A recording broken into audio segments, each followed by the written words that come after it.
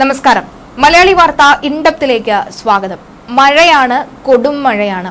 പ്രവചനങ്ങൾ മാറിമറിയുകയാണ്. കാരണം അലേർട്ടുകളും മുന്നറിയിപ്പുകളും ഉള്ള ജില്ലകളിലല്ല, അലേർട്ടുകളും മുന്നറിയിപ്പുകളും ഇല്ലാത്ത ജില്ലകളിലാണ് അതിശക്തമായ മഴ ഇപ്പോൾ ലഭിച്ചുകൊണ്ടിരിക്കുന്നത്.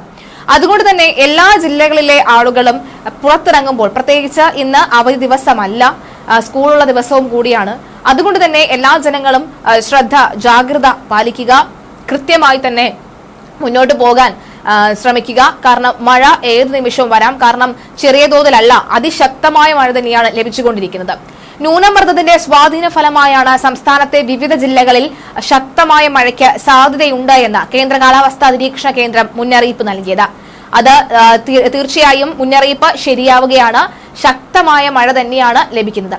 മഴ മുന്നറിയിപ്പുകളുടെ ഭാഗമായി ഇന്ന് 7 ജില്ലയിൽ യെല്ലോ അലർട്ട് പ്രഖ്യാപിച്ചു. തിരുവനന്തപുരം, കൊല്ലം, പത്തനംതിട്ട, ആലപ്പുഴ, കോട്ടയം, ഇടുക്കി, എറണാകുളം ജില്ലകളിലാണ് യെല്ലോ അലർട്ട് ഇന്നുള്ളത്. ഒറ്റപ്പെട്ട അതിശക്തമായ മഴ തന്നെയാണ് പ്രവചിക്കപ്പെട്ടിരിക്കുന്നത്. തിരുവനന്തപുരത്ത് തന്നെ ഇന്നലെ അർദ്ധരാത്രി മുതൽ ആരംഭിച്ച മഴയ്ക്ക് ശമനം ഇതുവരെയും ഉണ്ടായിട്ടില്ല. 24 മണിക്കൂറിൽ 64.5 മില്ലിമീറ്റർ മുതൽ 115.5 മില്ലിമീറ്റർ വരെ മഴ ലഭിക്കുന്ന സാഹചര്യത്തെയാണ് യെല്ലോ അലർട്ട് എന്നതുകൊണ്ട് അർത്ഥമാക്കുന്നത്. കേരളത്തിൽ ഒറ്റപ്പെട്ട ഇടങ്ങളിൽ ഇന്ന് മുതൽ 27 വരെ മണിക്കൂറിൽ 30 മുതൽ 40 കിലോമീറ്റർ വരെ വേഗതയിൽ ശക്തമായ കാറ്റിനും സാധ്യതയുണ്ട് എന്ന് കേന്ദ്ര കാലാവസ്ഥാ വകുപ്പ് അറിയിക്കുന്നു. 25-ാം തീയതി മുതൽ അതിശക്തമായ മഴ ലഭിക്കുമെന്ന് കഴിഞ്ഞ ദിവസം മുതൽ തന്നെ കേന്ദ്ര കാലാവസ്ഥാ വകുപ്പ് കഴിഞ്ഞ 2 ദിവസം മുൻപ് തന്നെ മുന്നറിയിപ്പ് നൽകിയതാണ്. കൃത്യം അത് 24-ാം തീയതി 12 മണിയോടുകൂടി തന്നെ ആരംഭിച്ചിരിക്കുകയാണ്. കേരള, കർണാടക, ലക്ഷദ്വീപ് തീരങ്ങളിൽ ഇന്നു മുതൽ 27 വരെ മത്സ്യബന്ധനത്തിന് പോകാൻ പാടില്ല എന്ന് കേന്ദ്ര കാലാവസ്ഥാ വകുപ്പ് അറിയിക്കുന്നു. കേരള, കർണാടക, ലക്ഷദ്വീപ് തീരങ്ങളിൽ മണിക്കൂറിൽ 40 മുതൽ 50 കിലോമീറ്റർ വരെയും ചില അവസരങ്ങളിൽ 60 കിലോമീറ്റർ വരെയും വേഗതയിൽ ശക്തമായ കാറ്റിനും മോശം കാലാവസ്ഥയ്ക്കും സാധ്യതയുണ്ട്. ബംഗാൾ ഉൾക്കടലിൽ രൂപപ്പെട്ട ന്യൂനമർദ്ദത്തിന്റെ സ്വാധീന ഫലമായാണ് കേരളത്തിൽ വീണ്ടും മഴ ശക്തമാകുന്നത്. നില 25ഓടുകൂടി ഇത് തീവ്രമായി മാറും എന്നാണ് പറയുന്നത്. അത് അങ്ങനെ തന്നെ സംഭവിച്ചിരിക്കുകയാണ്. 25ഓടുകൂടി ഇന്ന് 25-ാം തീയതിയാണ്. ഇന്നു മുതൽ അതിശക്തമായ മഴ തന്നെയാണ് ഉണ്ടായിരിക്കുന്നത്. ന്യൂനമർദ്ദത്തിന്റെ സ്വാധീന ഫലമായി കാലവർഷം കേരള തീരത്ത് നിന്ന് പിൻവാങ്ങുന്നതിന് മുമ്പായി സംസ്ഥാനത്ത് വീണ്ടും മഴ ശക്തമാകാനുള്ള സാധ്യതയുണ്ടെന്നാണ് കാലാവസ്ഥാ നിരീക്ഷണ കേന്ദ്രത്തിന്റെ അറിയിപ്പ്. ഒന്നിനു പിറകെ ഒന്നായി 3 ന്യൂനമർദ്ദത്തിന് സാധ്യതയുണ്ടെന്നാണ് കാലാവസ്ഥാ നിരീക്ഷണ കേന്ദ്രത്തിന്റെ പ്രവചനം. സംസ്ഥാനത്ത് പലയിടത്തും രാത്രി ഇടിമിന്നലോടുകൂടിയ മഴയും പെയ്യും. കോട്ടയത്ത് മൂടിക്കെട്ടിയ അന്തരീക്ഷമാണ് ഉള്ളത്.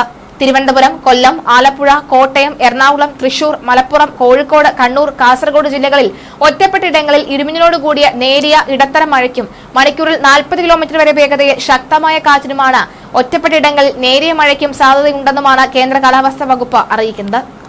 ശനിയാഴ്ച വരെ സംസ്ഥാനത്ത് മണിക്കൂറിൽ 30 മുതൽ 40 കിലോമീറ്റർ വരെ വേഗതയിൽ കാറ്റിന് സാധ്യതയുണ്ടെന്നാണ് കേന്ദ്ര കാലാവസ്ഥാ വകുപ്പിന്റെ അറിയിപ്പ്. കേരളത്തിൽ ഏറ്റവും കൂടുതൽ നാശനഷ്ടവും ജീവഹാനിയും ഉണ്ടാകുന്ന സംസ്ഥാന സവിശേഷ ദുരന്തമാണ് ശക്തമായ കാറ്റ് എന്ന് പറയുന്നത്. ശക്തമായ കാറ്റിൽ മരങ്ങൾ കടപുഴകിയും ചില്ലകൾ ഒടിഞ്ഞും വീണും അപകടങ്ങൾ ഉണ്ടാക്കാനുള്ള സാധ്യത വളരെ കൂടുതലാണ്. അങ്ങനെ എത്ര പേരുടെ ജീവനാണ് മരം കടപുഴകി വീണും ചില്ലകൾ ഒടിഞ്ഞു വീണും മരണം സംഭവിച്ചിരിക്കുന്നത്. കാറ്റും മഴയും ഉണ്ടാകുമ്പോൾ ഒരു കാരണവശാലും മരങ്ങളുടെ ചുവട്ടിൽ നിൽക്കാൻ പാടുള്ളതല്ല. മരച്ചുവട്ടിൽ വാഹനങ്ങളും പാർക്ക് ചെയ്യരുത്. വീട്ടുവളപ്പിലെ മരങ്ങളുടെ അപകടകരമായ രീതിയിലുള്ള ചില്ലകൾ വെട്ടി ഒതുക്കണം നമ്മുടെ ഉത്തരവാദിത്തമാണത്. അപകടാവസ്ഥയിലുള്ള മരങ്ങൾ പൊതുവിടങ്ങളിൽ ശ്രദ്ധയിൽപ്പെട്ടാൽ ബന്ധപ്പെട്ട തദ്ദേശ സ്ഥാപനങ്ങളെ അറിയിക്കുക. ഉറപ്പില്ലാത്ത പരസ്യ ബോർഡുകൾ, ഇലക്ട്രിക് പോസ്റ്റുകൾ, കൊടിമരങ്ങൾ തുടങ്ങിയവയും കാറ്റിൽ വീഴാൻ സാധ്യതയുള്ളതിനാൽ തന്നെ കാറ്റും മഴയും ഇല്ലാത്ത സമയത്ത് അവ ശരിയായ രീതിയിൽ ബലപ്പെടുത്തുകയോ അഴിച്ചുവെക്കുകയോ ചെയ്യുക. മഴയും കാറ്റുമുള്ളപ്പോൾ ഇതിന്റെ ചുവട്ടിലും സമീപത്തും നിൽക്കുകയോ വാഹനങ്ങൾ പാർക്ക് ചെയ്യുകയോ അരുത്. ചുമരിലോ മറ്റോ ചാരിവെച്ചിട്ടുള്ള കോണി പോലെയുള്ള കാറ്റിൽ വീണുപോകാൻ സാധ്യതയുള്ള ഉപകരണങ്ങളും മറ്റ് വസ്തുക്കളും കയറുപയോഗിച്ച് കെട്ടിവെക്കേണ്ടതാണ്. കാറ്റ് വീശി തുടങ്ങുമ്പോൾ തന്നെ വീടുകളിലെ ജനലുകളും വാതിലുകളും അടച്ചിടേണ്ടതാണ്. ജനലുകളുടെയും വാതിലുകളുടെയും സമീപത്ത് നിൽക്കാതിരിക്കുക. വീടിന്റെ ടെറസിലും നിൽക്കുന്നത് ഒഴിവാക്കുക. ഓലമേഞ്ഞതോ ഷീറ്റ് പാകിയതോ അടച്ചുറപ്പില്ലാത്തതോ ആയ വീടുകളിൽ താമസിക്കുന്നവർ മുന്നറിയിപ്പ് വരുന്ന ഘട്ടങ്ങളിൽ അധികൃതർ ആവശ്യപ്പെടുന്ന മുറയ്ക്ക് സുരക്ഷിതമായ കെട്ടിടങ്ങളിലേക്ക് മാറി താമസിക്കേണ്ടതാണ്. കാറ്റും മഴയും ശക്തമാകുമ്പോൾ വൈദ്യുത കമ്പികളും പോസ്റ്റുകളും പൊട്ടിവീഴാനുള്ള സാധ്യത കൂടുതലാണ്. ഇത്തരത്തിൽ ഏതെങ്കിലും അപകടം ശ്രദ്ധയിൽപ്പെട്ടാൽ ഉടൻ തന്നെ KSEBയുടെ 1912 അതായത് 1912 എന്ന കൺട്രോൾ റൂമിലോ 1077 എന്ന നമ്പറിൽ ജില്ലാ ദുരന്ത നിവാരണ അതോറിറ്റിയോ കൺട്രോൾ റൂമിലോ വിവരം അറിയിക്കുക. തകരാറ് പരിഹരിക്കുന്ന പ്രവൃത്തികൾ കാറ്റ് തുടരുന്ന ഘട്ടത്തിൽ ഒഴിവാക്കുകയും കാറ്റും മഴയും അവസാന ശേഷം മാത്രം നടത്തുകയും ചെയ്യുക. KSEB ജീവനക്കാരുമായി പൊതുജനങ്ങൾ ക്ഷമയോടെ സഹകരിക്കുക. പൊതുജനങ്ങൾ നേരിട്ടിറങ്ങി ഇത്തരം റിപ്പയർ വർക്കുകൾ ചെയ്യാതിരിക്കുക. പത്രം, പാൽ വിതരണക്കാർ പോലെയുള്ള അതിരാവിലെ ജോലിക്കിറങ്ങുന്നവർ പ്രത്യേക ജാഗ്രതയും പാലിക്കണം.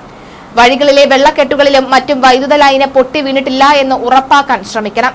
എന്തെങ്കിലും അപകടം സംശയിക്കുന്നുണ്ടെങ്കിൽ കൺട്രോൾ റൂമിൽ അറിയിച്ചു വേണം. അപകടമില്ലെന്ന് ഉറപ്പാക്കി വേണം മുന്നോട്ട് നീങ്ങാൻ.